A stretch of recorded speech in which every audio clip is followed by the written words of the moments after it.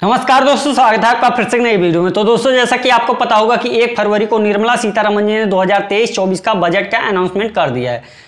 तो चलिए जानते हैं दोस्तों आज की वीडियो में कि क्या क्या चीज़ें सस्ती हुई हैं, किन किन सेक्टर में आपको टैक्सेस पर छूट मिले हैं, किन किन बिजनेसमैन को फायदा होगा, किन को नुकसान होगा। आज की वीडियो में डिटेल में जानने की प्रयास करेंगे कि आखिर बजट है क्या है। हालांकि कल अगर आप न्यूज़ देखते होंगे तो हर एक जगह बजट ही बजट। जब भी आप देखते हैं बजट अनाउंसमेंट किया जाता है सांसद में, आपको समझ में नहीं आता कि आखिर चल क्या रहा है। आपको बजट बहुत ही ज़्यादा कॉम्प्लिकेटेड लगता है। तो आज की वीडियो देखने के बाद आपको बजट पूरे डिटेल तरीके से बिल्कुल आसान लैंग्वेज में समझ में आ जाएगा। मैं प्रयास करूंगा कि आपको आसान से आसान लैंग्वेज में समझाने का। तो दोस्तों, वीडियो को इन तक देखते रहेगा। चैनल पर पहली बार आया हो तो चैनल को सब्सक्राइब करके बेल आइकन प्रेस कर लीजिए। हालांकि दोस्तों, आप वीडियो तो देखते हो बट चैनल को सब्सक्राइब नहीं करते हो, लेकिन आप चैनल को सब्सक्राइब कर दीजिएगा। आपको चैनल सब्सक्राइब में कोई भी पैसा नहीं लगेंगे, टोटली फ्री ऑफ कॉस्ट है। बट अगर आप चैनल को सब्सक्राइब करते हो तो हमको एक गजब लेवल का मोटिवेशन मिलता है और आपको नोटिफिकेशन मिलता है। तो अगर वीडियो पसंद आए तो वीडियो को लाइक कर दीजिएगा और अपने दोस्तों के साथ शेयर कर दीजिएगा। तो चलिए दोस्तों, बिना समय गवाए वीडियो को स्टार्ट करते हैं। तो बात करें बजट होता क्या है। तो बजट मेनली 2 पॉइंट पर डिपेंड करता है कि सरकार खर्चा कितना करेगी आने वाले सालों में, इन सभी का ब्यौरा होता है। और सरकार पिछले साल का जो भी खर्चे हुए हैं, जो भी प्लान हुए हैं सरकार के, वो कितने फेल हुए कितने पास हुए, इन सभी का ब्यौरा होता है। तो इन दोनों चीज़ को कंक्लूड करके बजट पेश किया जाता है।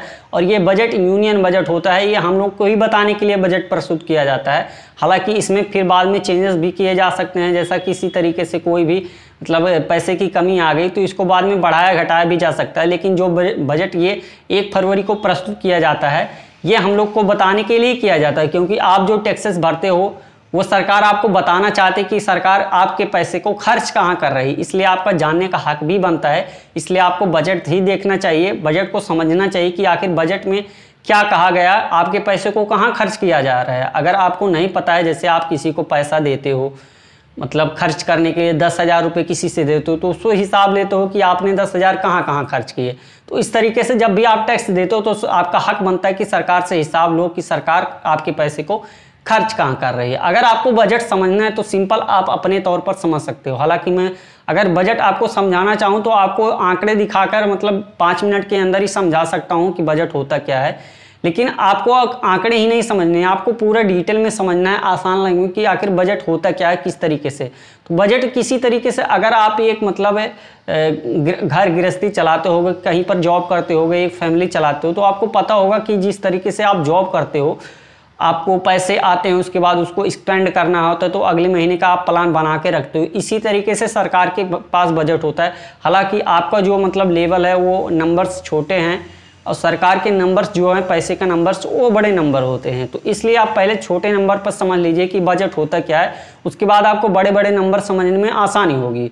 तो जिस तरह से आप जैसे मतलब जॉब करते हो, जॉब करने से पहले आपको मतलब अगले महीने का प्लान करना पड़ता है कि अगले महीने में हमको बिजली बिल देना है, किसी का ब्याज लिए हो, लोन लिए हो तो उनको ब्याज चुकाना है, लोन चुकाना है, फिर गैस देना है, और जो भी गैस बिल होता है, बिजली बिल होता है, पानी बिल होता है, और भी घर बनवाना है, इंफ्रास्ट्रक्चर डेवलप करना है, हेल्थ केयर में जाना है, और फाइनेंस कराना है, LIC भरना है। तो इस तरीके से सब आपका मतलब खर्चा पहले से इंक्लूड रहता है। हालांकि वो पैसे जो आपके मतलब जॉब से आते हैं वो कम ही पड़ जाते हैं।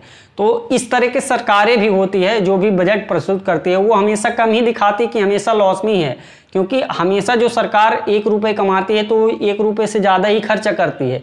कोई भी सरकार हो, चाहे वो US की सरकार हो, चाहे चाइना की सरकार हो, चाहे इंडिया की सरकार हो, कोई भी सरकार होती है जब बजट प्रस्तुत करती है ना, वो अपने बजट से कुछ ज़्यादा ही दिखाती है, हमेशा लॉस में ही दिखाएगी।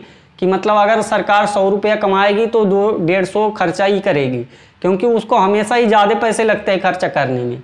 तो जो भी सरकार की कमाई होती है उसको उसमें बताया जाता है कि सरकार के आने वाले सोर्सेज क्या हैं, टैक्सेस में क्या वृद्धि की जाए कि सरकार को और ज़्यादा इनकम हो, क्या क्या मतलब सरकारी चीज़ बेच कर भी लाया जाए।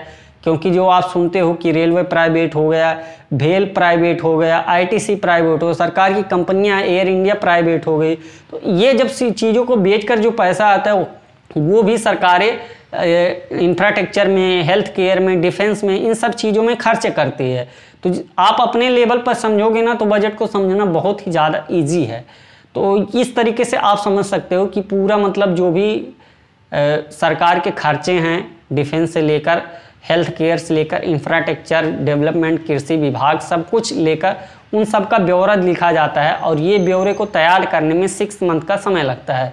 हालांकि जो लोग इसको तैयार करते हैं उनको सेपरेटली सीक्रेट जगह पर रखी जाती है, क्योंकि अगर आपको पहले से पता हो जाए कि किस सेक्टर में सरकार बजट में ज़्यादा मतलब बेनिफिट देने वाली, तो लोग उसी में इन्वेस्ट करना स्टार्ट कर देंगे। इसलिए बजट जब तक अनाउंस नहीं किया जाता 1 फरवरी से पहले, तो उसको सीक्रेटली ही रखा जाता है और सभी मंत्रियों से पूछा जाता है कि आपको आने वाले साल में आपकी क्या प्लान है, किस तरह से आप खर्चे करोगे, इन सारी चीज़ों का ब्यौरा उसमें लिखा होता है। इस तरीके से एक बुक होती है, आप देख सकते हैं निर्मला सीतारमण जी ने इसको लिया है, इसी में सारे ब्यौरा लिखा होता है। और इस बुक को निर्मला सीतारमण जी जो वित्त मंत्री हैं वो जाके संसद में अनाउंसमेंट करती हैं, सरकार से मांग करती है कि हमको आने वाले साल में इतने पैसे लगेंगे, इतने हमारे खर्चे हैं, ये सारे खर्चे दिखाए जाते हैं। तो अब आइए समझते हैं आपको एक नंबर के थ्रू, जिससे आपको बहुत और इजी हो जाएगा बजट को समझने में। तो सबसे पहले बात करते हैं सरकार करती क्या है। जिस तरीके से आप पैसे कमाते हो उसके बाद खर्च करते हो, तो उसी तरीके से सरकार की है। सरकार के क्या क्या इनकम सोर्सेस हैं, किन किन रास्ते से सरकार पैसे कमाती है, उसके बाद किन किन जगहों पर वो खर्च करती है, तो इसी चीज़ को समझना बजट कहलाता है। तो आप समझ सकते हो कि सरकार को कमाई कहाँ से होती है। तो मैं आपको एक एग्जाम्पल के थ्रू समझाता हूँ। जैसे आप 1 रुपये का सिक्का समझ लो, ये 1 रुपये का सिक्का है और उसमें 100 पैसे होते हैं। तो 100 पैसे सरकार कहाँ कहाँ से कमाती है ये मैं आपको समझाने का प्रयास करता हूँ। उसके बाद समझाने का प्रयास करूँगा कि सरकार 1 रुपये को कितने जगह खर्च करेगी, मतलब कितना पैसा कहाँ कहाँ खर्च करती है। तो सबसे पहले बात करें जो 2023-24 का बजट है वो मेनली 7 पॉइंट पर डिपेंड था, और ये 7 पॉइंट ये रहे कि सबसे पहले पॉइंट जो है वो इंक्लूसिव डेवलपमेंट, मतलब समावेशी विकास। जो इंक्लूसिव डेवलपमेंट मतलब सभी लोगों का एक साथ विकास करना इंक्लूसिव डेवलपमेंट कहलाता है। उसके बाद बात करें रीचिंग द लास्ट माइल, मतलब गांव से जो छोटे छोटे गांव होते हैं वहां तक सभी लोगों की पहुंच करनी है, मतलब वहां तक आपका जो विकास है वहां तक पहुंचाना है। इसके बाद इंफ्रास्ट्रक्चर एंड इन्वेस्टमेंट, मतलब इंफ्रास्ट्रक्चर और इन्वेस्टमेंट पे ज़्यादा जोर दिया जाएगा। उसके बाद बात करें अनलेसिंग पोटेंशियल, जिनके पास क्षमता है उनको अवसर देना है।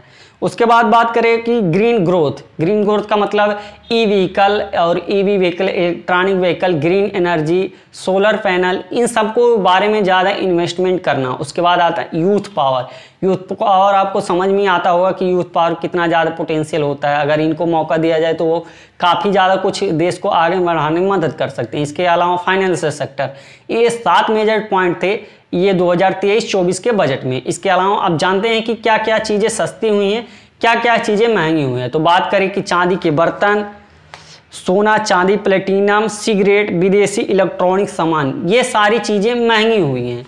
तो महंगी हुई हैं तो सस्ती क्या हुई हैं, तो सस्ती हुई LED टीवी, खिलौने, प्रयोगशाला में बनने वाला हीरा, मोबाइल, साइकिल, बाइक, इलेक्ट्रॉनिक वाहन, कैमरे में लगने वाला लेंस, ये सारी चीज़ों को सस्ता किया गया है। इसके अलावा मैं बता दूं दोस्तों कि जो भी मतलब कृषि और कपड़ा से रिलेटेड व्यवसाय हैं उन पे जो एक्साइज ड्यूटी लगती थी, जो भी टैक्सेस लगते थे, उसको 21% से घटाकर 13% पर कर दिया गया है। और अब जो भी छोटे व्यापारी होंगे उनको बहुत ही ज़्यादा बेनिफिट होने वाला है, क्योंकि अब पहले उनको 21% का टैक्स देना होता था कपड़े पे और फिर जो अदर चीज़ें हैं कृषि वाले सामान पे, जो भी खाद्य सामग्री जो बाहर से इंपोर्ट होते थे, अब उन पे 13% का टैक्स देना होगा। तो ये टैक्सेस का स्लैब घटा दिया गया है। इसके अलावा दोस्तों मैं बता दूं कि जो भी लघु उद्योग हैं उन पे अगर आपका सालाना 3 करोड़ से कम टर्नओवर है तो उस पर आपको कोई भी टैक्सेस नहीं पे करने होंगे, ये सरकार इसमें छूट दी गई है। उसके अलावा कि जहाँ पर वहीं चाइना, US जैसे डेवलपमेंट नेशन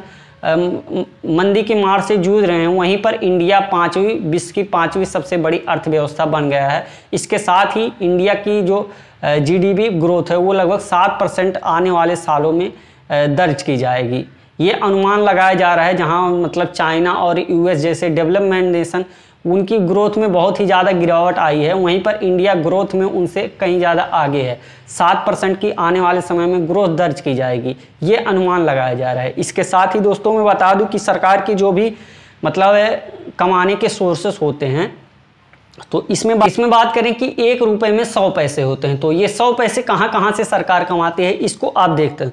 तो बोरिंग एंड अदर लायबिलिटीज, इसमें समझ लीजिए कि जो भी सरकार लोन लेती है अपनी चीज़ों को, मतलब सरकारी चीज़ों को प्राइवेट करके जो भी पैसे कमाती है उसमें 34 पैसा, 1 रुपए में 34 पैसा वहाँ से आता है लोन लेकर, और सरकारी चीज़ को प्राइवेट कर 34 पैसा सरकार वहाँ से आती है। उसके बाद यहीं पर बात करें कॉर्पोरेट टैक्स की, जो अडानी अंबानी जैसे बड़े लोग हैं वो जो कॉर्पोरेशन टैक्स देते हैं वहाँ से 15 पैसे का टैक्स आता है। उसके बाद इनकम टैक्स से 15 पैसे का टैक्स आता है, जो भी आप इनकम टैक्स भरते हो। इसके अलावा मैं बात कर दूँ कस्टम ड्यूटी से 4 पैसे आते हैं। यूनियन एक्साइज ड्यूटी से जो भी मतलब यूनियन स्टाइल जो भी मतलब बाहर से इंपोर्ट होते हैं, जो भी मतलब देश के बॉर्डर पर टैक्सेस लगते हैं, वहाँ से 7 पैसे का टैक्स आता है। जीएसटी से 17 पैसे का टैक्स आता है। अब ये फिगर आपको देखने में थोड़ा अचंभा लगे, क्योंकि जो बड़े बड़े लोग होते हैं वो केवल 15 पैसे का टैक्स देते हैं, जबकि छोटे लोग 17 पैसे का टैक्स देते हैं। जीडीपी लगभग छोटे से छोटे लोग भी पे करते हैं जिनके पास दुकान है, लेकिन वहीं पर बड़े लोग 15 पैसे का केवल टैक्स देते हैं, जिन पे मतलब अगर बात करें कि भारत की जो लगभग 90% पैसा है वो 10% लोगों के पास होता है, लेकिन वो लोग फिर भी कम टैक्स देते हैं। बाकी जो 90% लोग हैं वो उनसे ज़्यादा टैक्स पे करते हैं। तो ये आप डिफरेंस समझ सकते हो। इसके अलावा आप ये देख सकते हो 6 पैसे आते हैं नॉन डेप्ट टैक्स से, रेवेन्यू से, ये इस तरीके से। अब बात करते हैं कि इंडियन सरकार खर्च कहाँ करती है, 1 रुपए को कहाँ कहाँ खर्च करती है। रुपए में 100 पैसे होते हैं, तो 100 पैसे को सरकार कहाँ कहाँ खर्च करती है। तो सबसे बात करेंगे सेंट्रल स्कीम्ड जो स्पॉन्सर स्कीम होती है, जैसे सफाई अभियान हुआ, पीएम किसान सम्मान निधि योजना हुआ।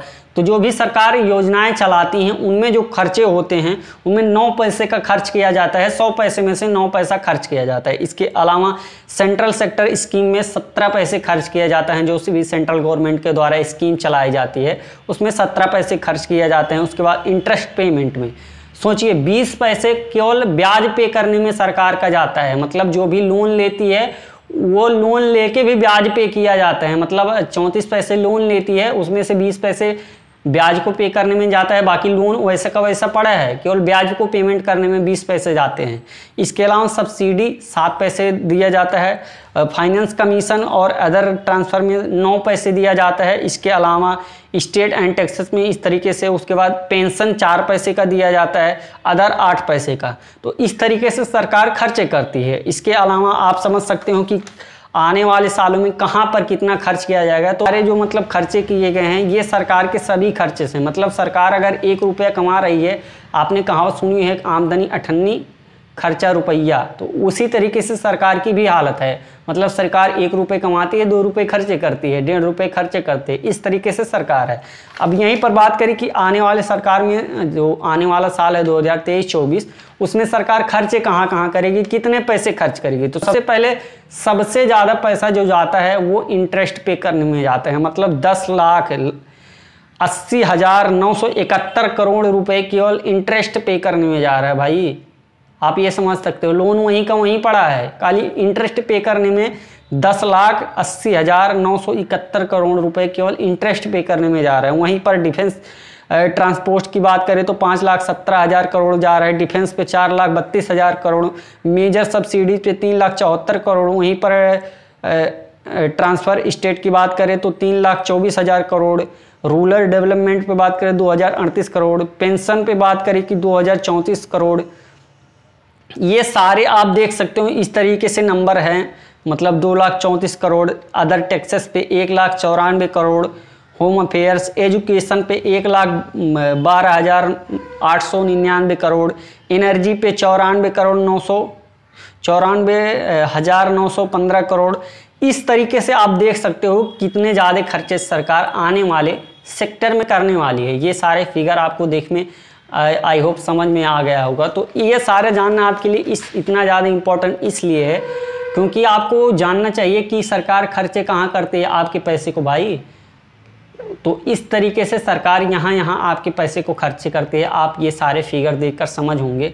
आई होप आपको वीडियो पसंद आई होगी। वीडियो पसंद आई होगी तो अपने दोस्तों के साथ शेयर कीजिएगा। अगर आप अभी तक आपने हमारे चैनल को सब्सक्राइब नहीं किया तो चैनल को सब्सक्राइब करके बेल आइकन प्रेस कर लीजिएगा ताकि ऐसी वीडियो आपको आगे देखने को मिलती रहे। तो आज के लिए बस इतना ही, मिलते हैं फिर किसी ने वीडियो में। तब तक के लिए जय हिंद, जय भारत।